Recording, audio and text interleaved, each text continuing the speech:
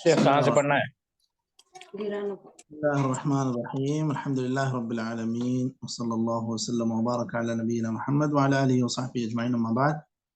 लोग आज आलाम सुन्नतिल मंशूरा लिअतिकाद त्ताइफतिन नाजियतिल मंसूरा इस किताब में सवाल नंबर 180 से पढ़ रहे हैं और आज का हल्का नंबर 67 है, 67। सवाल नंबर 180 है, मा हुक्मुल मुअल्लक़ इज़ा कान मिनल कुरआन। यहाँ से पढ़ना है।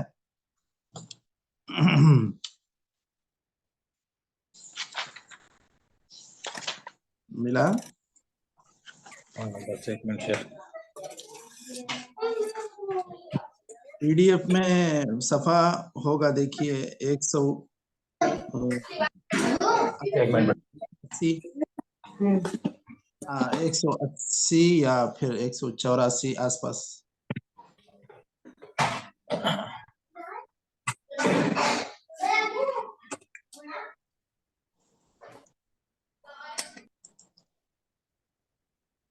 जी शेख, तो शुरू करें। सवाल नंबर 180, मा हुक्मुल मुअल्लक़ इज़ा कान मिनल कुरआन। यहाँ से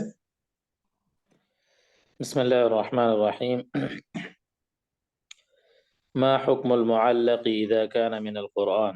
अल-जवाब, युरवा जवाज़ुहु अन बअद अस्सलफ़ व अक्सरुहुम अला मनइही कअब्दुल्लाह इब्न उकैम व अब्दुल्लाह इब्न अम्र व अब्दुल्लाह इब्न मसऊद व अस्हाबुहु रज़ियल्लाहु अन्हुम व हुवा अल-औला लिलउमूम अन्नही अन अत-तालीक़ व लिअदम वुरूद शैइन मिन अल-मरफ़ूअ युख़स्सिसु ज़ालिक व लिसौन अल-क़ुरआन अन इहानतिही इज़ क़द यहमिलूनहु ग़ालिबन अला ग़ैरि तहारा व लिअल्ला यतवस्सलु बिज़ालिक इला तालीक़ ग़ैरिही ولسد الذريعة عن اعتقاد المحظور والتفات القلوب إلى غير الله عز وجل لا سيما في هذا الزمان. السؤال، ما حكم الكهان؟ الجواب، الكهان من الطواغيت وهم أولياء الشيطان الذين يوحون إليهم كما قال تعالى ولا تأكلوا مما لم يذكر اسم الله عليه وإنه لفسق وإن الشياطين ليوحون إلى أوليائهم ليجادلوكم ويتنزلون عليهم ويلقون إليهم الكلمة من السمع فيكذبون معها 100 كذبة كما قال تعالى هل أنبئكم على من تنزل الشياطين تنزل على كل أفاك أثيم يلقون السمع وأكثرهم كاذبون.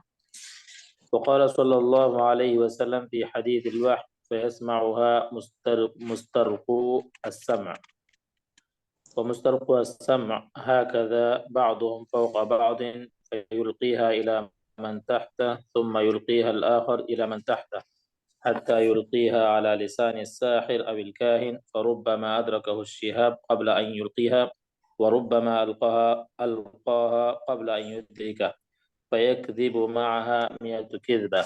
الحديث في الصحيح بكماله 100 كذبة.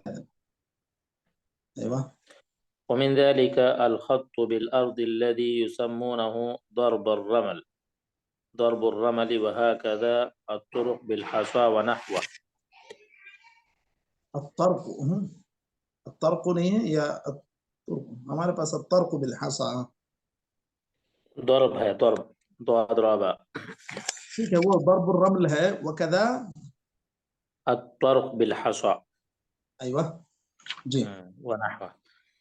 السؤال، ما حكم من صدق كاهنا؟ الجواب، قال الله تعالى قل لا يعلم من في السماوات والأرض الغيب إلا الله وقال تعالى وعنده مفاتح الغيب لا يعلمها إلا هو وقال تعالى أم عندهم الغيب فهم يكتبون قال تعالى أعنده علم الغيب فهو يرى وقال تعالى والله يعلم وأنتم لا تعلمون وقال النبي صلى الله عليه وسلم من أتى عرافا أو كاهنا فصدقه بما يقول فقد كفر بما أنزل على محمد صلى الله عليه وسلم وقال صلى الله عليه وسلم من أتى عرافا فسأله عن شيء فصدقه لم تقبل له صلاة 40 يوما.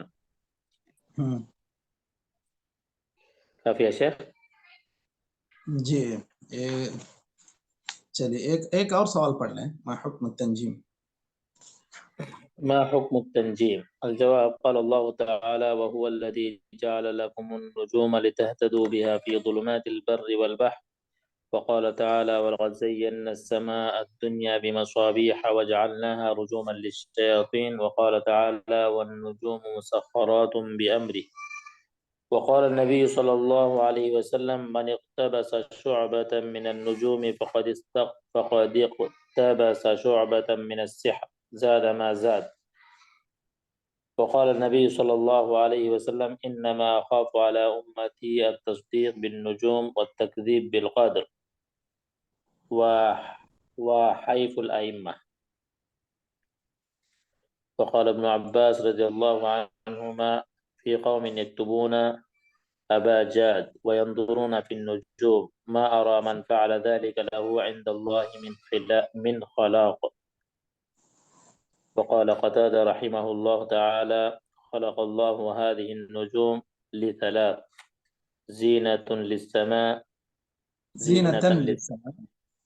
ورجوما للشياطين وعلامات يهتدى بها. فمن تأول فيها غير ذلك فقد أخطأ حظه وأضاع نفسه وتكلف ما لا علم له. ہمارے اس میں وضاع نصیبہ ہوا، آپ کے اس میں وضاع نفسہ ہے؟ ہاں نفسہ ہوا ہے، معافی مشکل، چلے گا کوئی بات نہیں. ہاں وتكلف ما لا علم له به. ٹھیک.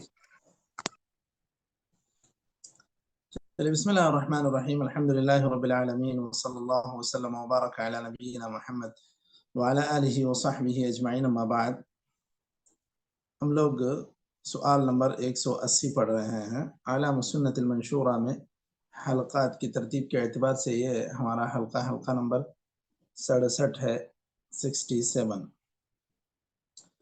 سوال ہے: ما حکم المعلق اذا كان من القرآن؟ اگر جو چیز انسان کسی فائدے کو حاصل کرنے کے لیے یا نقصان سے بچنے کے لیے لٹکا رہا ہے تعویذ کی شکل میں یا کسی اور انداز میں، تو کیا اگر وہ قرآن سے عبارت ہو، یعنی کہ قرآن کی آیتیں اس کے اندر لکھی ہوئی ہوں اور اسی سے وہ تعویذ بنایا گیا ہو، تو کیا اس طرح کی تعویذ جو قرآنی آیات پر مشتمل ہو، اس طرح کی تعویذوں کا استعمال کرنا یہ درست ہے یا نہیں ہے؟ تو اس تعلق سے یہاں پر انہوں نے جوابی دیا: یروى جوازه عن بعض السلف. بعض سلف صالحین میں سے اس طرح کے تعویذوں کے جواز کے بعض لوگ قائل رہے ہیں، اس کا ذکر کیا ہے. ساتھ ہی ساتھ یہ بھی بتایا وَأَكْثَرُهُمْ عَلَى مَنْعِهِ، اکثر سلف صالحین اس طرح کی چیزوں سے منع کرتے ہیں. کیسے؟ سلف صالحین میں بعض صحابہ کا عمل یہاں پر ذکر کیا گیا ہے. دیکھیے جیسے عبداللہ بن عکیم، عبداللہ بن عمر، عبداللہ بن مسعود اور دیگر حضرت عبداللہ بن مسعود کے جو شاگرد ہیں وہ یہ اس طرح کے قرآنی تعویذوں سے بھی منع کرتے ہیں. کیوں؟ لعموم النہی عن التعلیق. اللہ کے رسول صلی اللہ علیہ وسلم نے کہا: من تعلق تمیمۃ فقد اشرک. کسی نے کوئی بھی تعویذ لٹکائی یا اس سے اس کا دل معلق ہو گیا تو وہ شرک کا ارتکاب کیا. آپ صلی اللہ علیہ وسلم نے تمام طرح کی تعویذوں سے منع کیا. اس میں آپ نے قرآنی غیر قرآنی تعویذوں کی تفریق نہیں کی. اس وجہ سے سلف صالحین کا جو یہ قول ہے کہ اس طرح کی تعویذوں کو بھی استعمال نہیں کرنا چاہیے جو قرآنی آیتوں سے تیار کی گئی. تو اگر کوئی بھی تعویذ جو شرکیہ ہو تو پھر وہ انسان کو کافر بنا دے گی، انسان کو مشرک بنا دے گی، کیونکہ وہ شرکیہ چیزوں کو پر اعتماد کر رہا ہے اور شرکیہ کام وہ کر رہا ہے.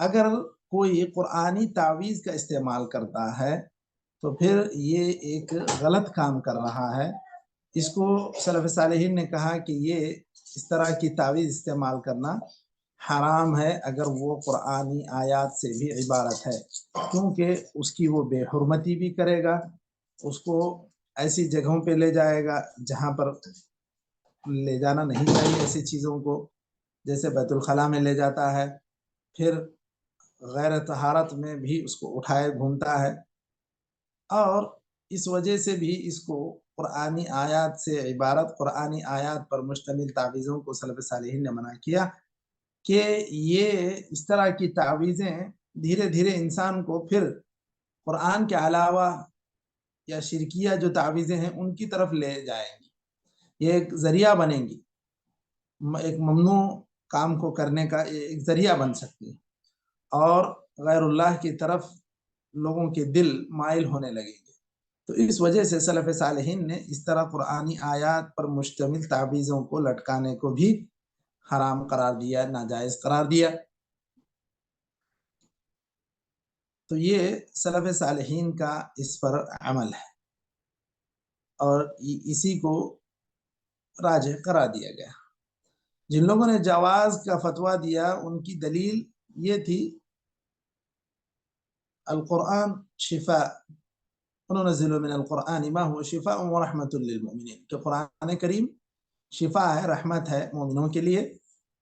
اب جن لوگوں نے یہ سوچا کہ اس شفا کو، اس قرآن سے شفا کا یہ طریقہ ہوگا کہ ہم اس کی تعویذ بنا کے لٹکا لیں، تو یہ انہوں نے اس اعتبار سے قرآن کو چونکہ اللہ تعالیٰ نے شفا کہا، رحمت کہا، ہدایت کہا، اس لحاظ سے انہوں نے اس کی تعویذ بنانے کے جواز کا فتویٰ دیا۔ لیکن جیسا کہ ابھی صاحب کتاب نے بھی ذکر کیا کہ اکثر سلف صالحین اس سے منع کرتے ہیں، اس کی وجوہات کئی ایک یہاں پر ذکر کر دیے ہیں کہ بے حرمتی بھی ہو سکتی ہے، اور انسان اس طرح ان قرآنی تعویذوں کے ذریعے دھیرے دھیرے غیر قرآنی تعویذوں کو بھی لٹکانے اور ان کو ایک مؤثر ذریعہ ماننے اپنی زندگی میں، اپنے کاموں میں، یہ انسان کو سبب بنیں گی۔ اور باقاعدہ بہت سارے لوگ جو تعویذ استعمال کرتے ہیں وہ کھلے عام بولتے بھی ہیں، کہتے بھی ہیں کہ ماں نے یہ تعویذ باندھی ہے، میں اس کو کیسے نکالوں گا، میں گھر سے باہر تھا، میں کبھی ڈر جاتا ہوں تو اس لیے گھر والوں نے یہ تعویذ باندھا ہے، مجھے کمزوری ہوتی ہے تو اس سے بچنے کے لیے یہ تعویذ باندھی گئی۔ تو اب ان کو یہ عقیدہ بن گیا ہے کہ اب جب تک یہ تعویذ میرے ہاتھ میں ہے یا میرے بازو میں ہے مجھے کچھ نہیں ہوگا۔ تو مطلب ایک دھاگے کو، تعویذ کو وہ اپنی زندگی میں مؤثر مانتے ہیں، وہ یہ سوچتے ہیں کہ یہ دھاگا میرے لیے بلاؤں کو ٹالنے کا سبب ہے، میرے لیے مصلحتوں کو، فائدوں کو حاصل کرنے کا سبب ہے۔ تو یہ انسان غیر اللہ کی طرف اپنا عقیدہ غیر اللہ سے جوڑ رہا ہے، اور اللہ کے علاوہ کسی بھی چیز کو، کسی بھی ذات کو فائدہ یا نقصان کا ذریعہ سمجھنا، بتلانا، اس کو ماننا، عقیدہ رکھنا، کائنات میں تصرف صرف اللہ رب العزت کی ذات کا ہوتا ہے، تو یہ شرک ہے۔ اگر اس طرح انسان کسی بھی چیز کو اپنے لیے یہ فائدہ یا نقصان لانے والا سمجھتا ہے تو گویا کہ وہ شرک کر رہا ہے۔ اسی لیے اس طرح کی تعویذوں کو منع کیا گیا، اور یہ چونکہ بات عقیدے سے متعلق تھی اس لیے امام حافظ ابن احمد الحکمی رحمہ اللہ نے یہاں پر ان چیزوں کو بالترتیب ذکر کر دیا۔ چلیے اس کے بعد دیکھیے سوال نمبر ہے 181۔ سوال نمبر 181 میں یہ کہہ رہا ہے ما حکم الکہان، کہ کاہنوں کا کیا حکم ہے؟ کاہن کسے کہتے ہیں مشائخ؟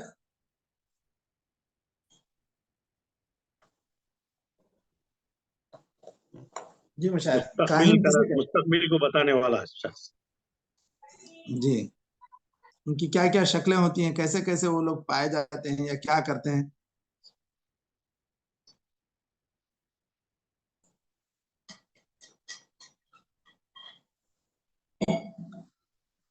مثلا معاشرے میں، خاص طور پہ ہمارے معاشرے میں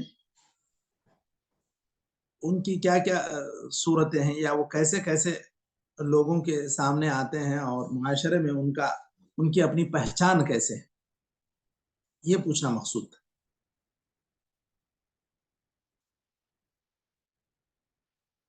دیکھیے بہت سارے کاہن تو ایسے بھی ہیں جو برابر روڈ کے کنارے بیٹھ جاتے ہیں، کبھی کوئی طوطا لے کر بیٹھتا ہے، یہ آپ کے نصیب کا پتہ نکال کے وہ بتلائے گا، وہ پیپر یا کارڈ نکال کے بتلائے گا، یہ اور کبھی کوئی بجاتے ہوئے گھومتے پھرتے ہیں، بتاتے ہیں کہ ہم آپ کا مستقبل بتائیں گے۔ تو یہ مختلف قسم کے لوگ یا کہیں اور بابا کی شکل میں بیٹھے رہتے ہیں، غیب بتانے کا دعویٰ کرتے ہیں، تو یہ سارے کے سارے لوگ کاہنوں میں آ جاتے ہیں۔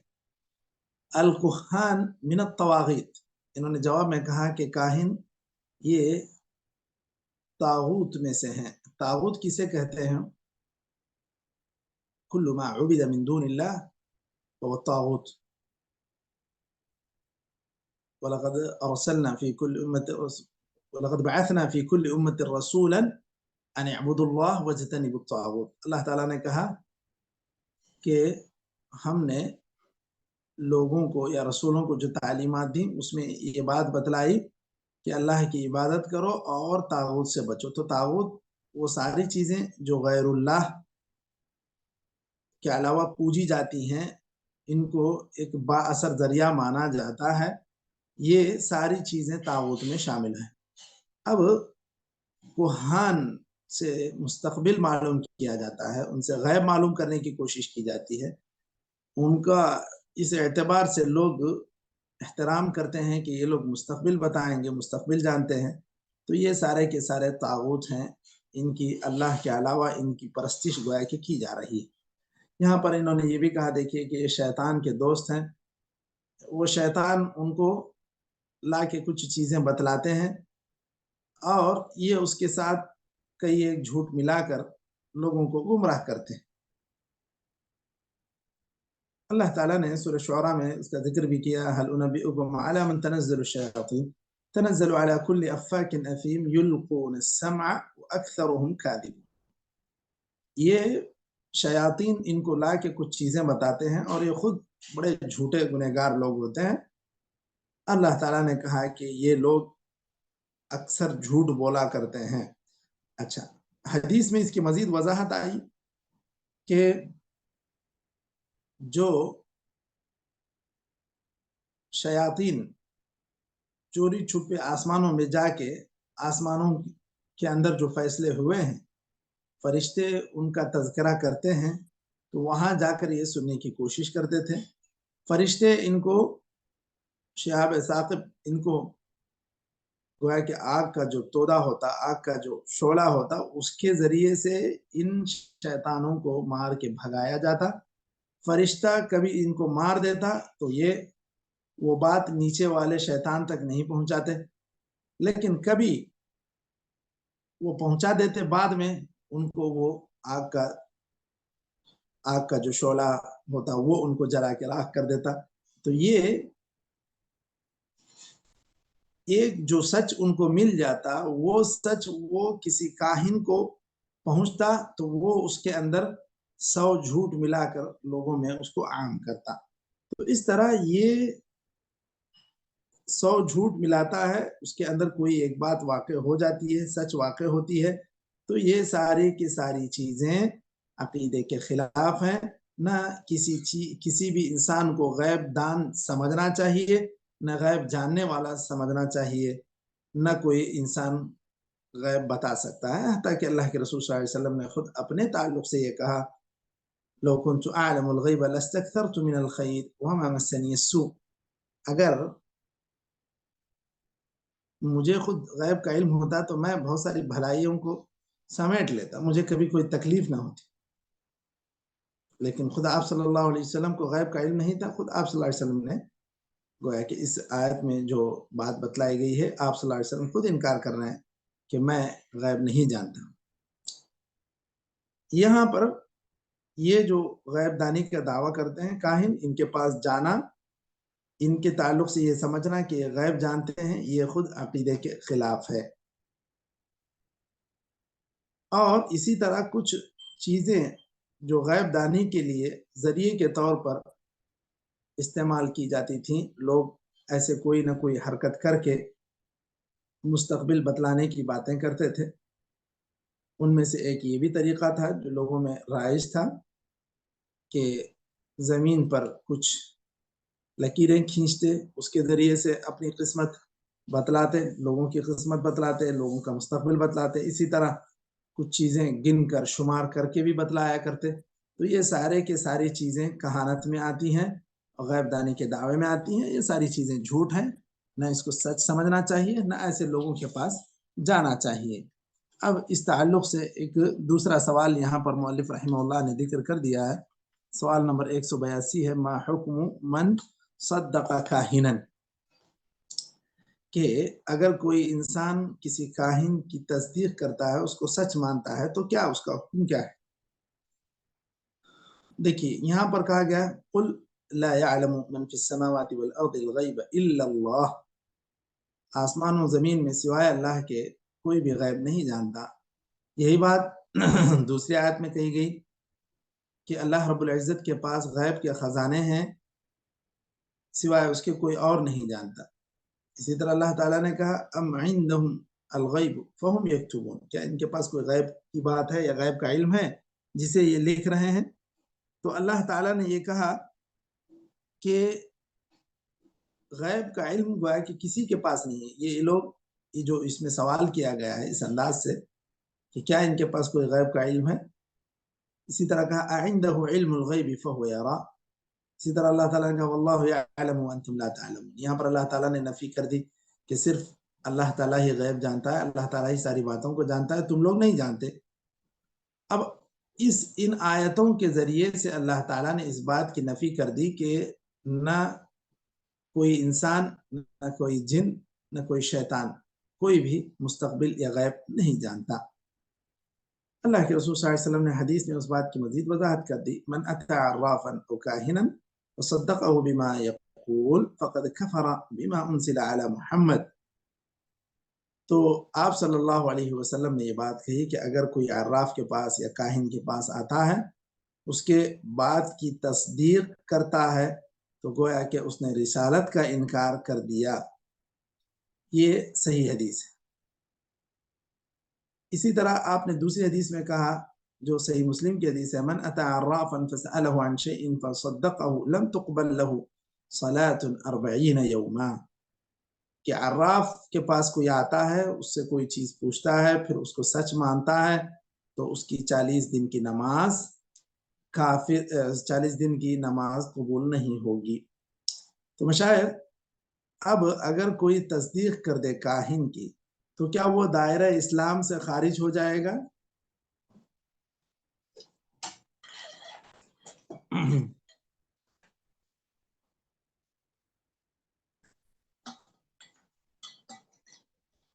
جی مشاہد نہیں ہوگا اگر شیخ، نہیں ہوگا۔ کیوں نہیں ہوگا شیخ؟ نواقض اسلام میں سے اس کی تصدیق کرنا یہ تو نہیں ہے نا؟ صحیح ہے، چلیے بہت خوب۔ ہاں اور بھی کوئی وضاحت کریں گے یہاں؟ اور کوئی کچھ؟ یہاں جو حدیث ہے ہمارے پاس اس کے اندر بھی شاہد ہے، دیکھیے کیا ہے مشائخ، جو ابھی ہم لوگ حدیث پڑھ رہے ہیں جی حدیث میں بھی خود لینا صرف 40 دن کی نماز قبول نہیں ہوتی، ہاں تو کافر بالکل کا کوئی بھی عمل قبول نہیں ہوتا۔ صحیح بات ہے۔ تو یہاں پر جو 40 دن کی نماز کی نفی کی گئی ہے، یہ خود یہ بات پتہ چل رہی، اس سے پتہ چل رہی ہے کہ انسان اس سے دائرہ اسلام سے خارج نہیں ہوتا۔ یہ ساری چیزیں کفر اصغر ہیں، کفر اکبر نہیں ہیں، لیکن ان ساری چیزوں سے انسان کو بچنا چاہیے۔ یہی بات بتلانے کے لیے یہاں پر یہ ساری چیزیں وہ لا رہے ہیں۔ یہ کیا کہتے ہیں، جو کیا کہتے ہیں، غیر قرآن کے جو تعاویذ ہیں، کاہنوں کے پاس آنا ہے، یہ سارے باتیں اسی لیے وہ ذکر کر رہے ہیں۔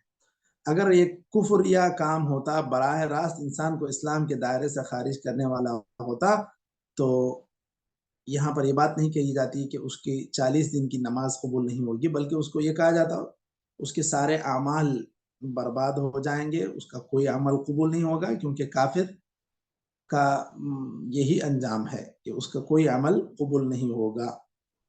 تو یہ انسان کو گویا کہ کفر کی طرف لے جانے والا عمل ہے، لیکن یہ انسان کو دائرہ اسلام سے خارج نہیں کرے گا۔ لیکن انسان کو یہ ساری چیزوں سے چوکنا رہنا چاہیے کہ کہیں یہ ساری چیزیں اس کو راہ راست سے ہٹا نہ دے۔ چلیے اس کے بعد دیکھیے، بات واضح ہے نا مشائخ؟ جی جی جی شیخ، اچھی بات ہے۔ چلیے اس کے بعد دیکھیے، ما حکم التنجیم، ستاروں میں دیکھ کر کوئی چیز عقیدہ رکھنا، کسی بات کا عقیدہ رکھنا، ستاروں کو دیکھ کر بتلانا۔ اب جس طرح قسمت بتلانے کے لیے لوگ صرف کاہن کے پاس جاتے ہیں، وہ بغیر کی کوئی چیز دیکھے کے بھی بولتا ہے، جیسا کہ ذکر کیا گیا کہ کچھ لکیریں کھینچ کر کوئی چیزوں کو گن کر شمار کر کے بولتا ہے۔ یہ سارے کے سارے جس طرح غیب دانی کے دعوے جھوٹ ہیں، غلط ہیں، یہ سب انسان کو کفر کی طرف لے جانے والے اعمال ہیں۔ اسی طرح یہ بھی ہے کہ کوئی انسان اگر ستاروں کو دیکھ کر کہتا ہے کہ تمہارا ستارہ گردش میں ہے، دنیا بھر کے اس طرح کی بدعقیدگی لوگوں میں پھیلی ہوئی ہے کہ فلاں کا ستارہ اچھا ہے، اچھا چل رہا ہے، یہ سارے کے سارے غلط عقیدے ہیں۔ یہاں پر دیکھیے اسی کو کہا جا رہا ہے، وہ کیا کہتے ہیں، علم نجوم یا نجوم کو، ستاروں کو دیکھ کر کوئی چیز بتلانا، اس کا کیا حکم ہے؟ تو یہاں پر کہہ رہے ہیں، اللہ تعالیٰ نے فرمایا هو الذی جعل لکم النجوم لتہتدوا بها فی ظلمات البر والبحر، اللہ تعالیٰ نے یہ ستارے اس لیے رکھے ہیں تاکہ تم بر میں یعنی صحرا میں اور سمندر میں ان کے ذریعے سے راہ پا سکو، یا راہوں کی تلاش جاری رکھ سکو، اپنے راستوں کو ڈھونڈ سکو۔ اسی طرح کہا دوسری جگہ کہ اللہ تعالیٰ نے ان ستاروں کے ذریعے آسمانی دنیا کو گویا کہ ایک طرح سے چراغ، قمقمے یہ دیے ہیں اور اس کو ایک زینت کا سبب بنایا ہے، اور اسی طرح یہ شیطانوں کو مار بھگانے کا بھی ذریعہ ہے۔ تو قرآنی آیات میں وَالنُّجُومَ مُسَخَّرَاتٍ بِأَمْرِهِ، اللہ تعالیٰ نے ان لوگوں کو بھی مسخر، یہ بھی اللہ تعالیٰ کے حکم کے تابع ہیں، ان کو جس کام کے لیے اللہ تعالیٰ نے پیدا کیا ہے وہ اس کام کو وہ جاری رکھے ہوئے ہیں، گویا کہ زینت کا سبب بنایا اللہ تعالیٰ نے۔ ان کا کام ہے کہ آسمان کو مزین رکھنا، آسمان میں جگمگانا۔ تو یہ سارے کے سارے مخلوقات جو اللہ تعالیٰ نے پیدا کی ہیں، وہ سارے کے سارے اللہ تعالیٰ کے حکم اور اس کی مشیت کے مطابق کام کر رہے ہیں۔ اب یہاں پر احادیث میں اس علم کے ذریعے سے کوئی آدمی کوئی چیز بتلاتا ہے، دعوے کرتا ہے، تو اس کی حقیقت بتائی گئی۔ من اقتبس شعبة من النجوم فقد اقتبس شعبة من السحر زاد ما زاد۔ آپ صلی اللہ علیہ وسلم نے کہا کہ جو آدمی علم نجوم کا ایک حصہ سیکھ لیتا ہے یا حاصل کرتا ہے، تو گویا کہ اس نے ایک طرح سے جادو کا ایک حصہ اس نے سیکھا۔ جس قدر اس میں سے زیادہ سیکھتا جائے گا، اسی قدر وہ گویا کہ ان چیزوں کو، جادو کو اپنے آپ میں جگہ دے رہا ہے۔ نبی کریم صلی اللہ علیہ وسلم نے جو علم فلکیات ہے، جس سے موسم کا حال احوال بتاتے ہیں ستاروں کے ذریعے سے، اس کا کیا حکم ہے شیخ؟ دیکھیے وہ یہ کہ موسم کے لیے ایک علامت ہے، اللہ تعالیٰ نے یہ جو ترتیب رکھی ہے کہ ستارے فلاں جگہ ہوں گے یا فلاں ستارے نکلیں گے، تو اس میں موسم کو اللہ تعالیٰ نے جو ترتیب دیا ہے کہ موسم گرما میں کچھ ستارے نکلیں گے، موسم سرما میں کچھ ستارے نکلیں گے، یہ ستارے ہوں گے تو موسم سرد ہوگا۔ یہ اللہ تعالیٰ نے ایک ترتیب بنائی ہے، اور بذات خود موسموں کی تبدیلی میں وہ کوئی مؤثر ذریعہ نہیں، یہ ہے کہ اللہ تعالیٰ نے ان کو ایک علامت بتلایا ہے۔ آپ ان چیزوں کو غور کریں کہ یہ ساری چیزیں ایک علامت ہیں۔ بادل آنا بارش آنے کے لیے ایک علامت ہے، بادل کوئی ایک مؤثر ذریعہ نہیں ہے بارش آنے کے لیے۔ یہ ہو سکتا ہے کہ بادل آ بھی جائے اور بارش بھی نہ ہو، ایسا ہوتا ہے جی مشائخ؟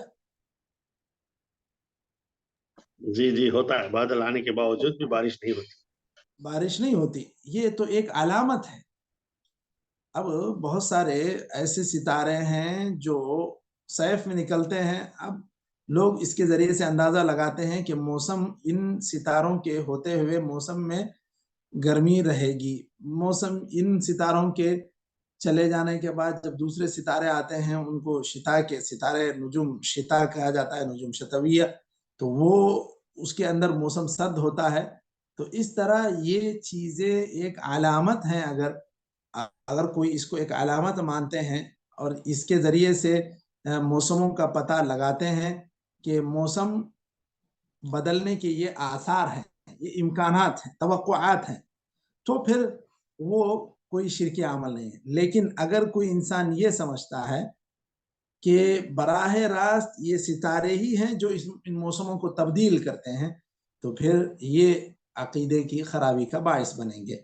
ورنہ یہ جو ستارے ہیں ان کے ذریعے سے پرانے زمانے میں بھی لوگ موسموں کا حال معلوم کرنے کے لیے کہ موسم کیسا رہے گا، کیا توقعات ہیں، یہ امکانات اس سے اندازے لگایا کرتے تھے، اور اس کے ذریعے سے لوگ مختلف قسم کے اپنے جو کاشتکاریاں ہیں، جو زراعتیں ہیں، کب کون سی چیز اگانا چاہیے، موسم کے لیے کون سے، جب ستارے رہیں گے موسم کس قدر معتدل رہے گا، تو پھر یہ زراعتیں صحیح طور پر لگیں گی اور صحیح اس کا مناسب وقت ہے۔ تو اس وقت کی تحدید کے لیے اگر کوئی اس کو علامت سمجھتے ہیں اور وہ اس علم کو جانتے ہیں تو پھر ٹھیک ہے، لیکن براہ راست اس کو مؤثر ذریعہ سمجھتے ہیں کہ انہی کے ذریعے سے ہماری فصلیں صحیح ہوتی ہیں، یا ہمارے لیے سردی اور گرمی ہوتی ہے، یا اس کو کوئی فائدے یا نقصان کا ذریعہ براہ راست اسی کو مانتے ہیں، تو پھر یہاں یہ علم نجوم کا وہ حصہ ہوگا جس سے شریعت منع کر رہی ہے۔ ٹھیک ہے مشاہد؟ جی جی جی بالکل شیخ، بالکل، جی جزاک اللہ خیر۔ بارک اللہ فیک۔ چلیے اس کے بعد آپ صلی اللہ علیہ وسلم نے دیکھے کہا انما اخاف على امتی التصدیق بالنجوم والتکذیب بالقدر وحیف الائمہ، کہ آپ صلی اللہ علیہ وسلم نے ان ساری چیزوں کا خوف کھایا کہ میری امت ستاروں کی تصدیق کرنے لگے گی۔ لوگ عموماً جاہلیت میں بھی یہ ستاروں کو اپنے نصیب کے لیے ایک ذریعہ مانتے تھے کہ یہ ستارے اس میں ہوں گے تو ہمارے کام اچھے ہوں گے۔ یہ براہ راست ان ستاروں کو اپنے نصیبوں کے لیے، اپنے کاموں کے لیے نافع یا ضار، مفید یا مضر مانتے تھے، تو یہ اس عقیدے کی خرابی کی اصلاح کی گئی۔ تو آپ صلی اللہ علیہ وسلم نے اسی کے خوف کا اظہار کیا۔ والتکذیب بالقدر، لوگ تقدیر کو جھٹلانے لگیں گے، اسی طرح ائمہ کا ظلم بڑھے گا، میں اس کا بھی خوف کھاتا ہوں۔ تو یہ باتیں احادیث میں ذکر ہوئی۔ حضرت ابن عباس نے کہا جو لوگ ابجد لکھتے ہیں اور اسی طرح نجوم میں دیکھ کر کچھ بتلاتے ہیں، تو آپ نے کہا کہ ان کے لیے کوئی آخرت میں حصہ نہیں ہے۔ تو مطلب یہ کام ایسا کام ہے جو آخرت میں انسان کو گناہ کا سبب بن سکتا ہے۔ یہ حضرت ابن عباس کا قول ہے۔ قتادہ رحمہ اللہ نے ان ستاروں کے وجوہات بتلائے کہ اللہ تعالیٰ نے ان کو کیوں پیدا کیا۔ ایک تو آسمانی دنیا کی زینت کے لیے، دوسرا شیاطین کو مار بھگانے کے لیے، اور تیسرا علامات ہیں یہ راستے پانے کے لیے۔ اس کے علاوہ کوئی بھی چیز اگر اس کے ذریعے سے نصیب سمجھنا چاہتے ہیں تو گویا کہ اپنے آپ کو اپنے عقیدے کو خراب کر رہے ہیں. یہ بات امام قتادہ رحمہ اللہ نے ذکر کی ہے. یہاں تک آج ہم لوگ رک جاتے ہیں. نکتفی بہذا القدر وصلی اللہ وسلم علی نبینا محمد وعلی آلہ وصحبہ اجمعین. جزاکم اللہ خیرا. السلام علیکم ورحمۃ اللہ وبرکاتہ.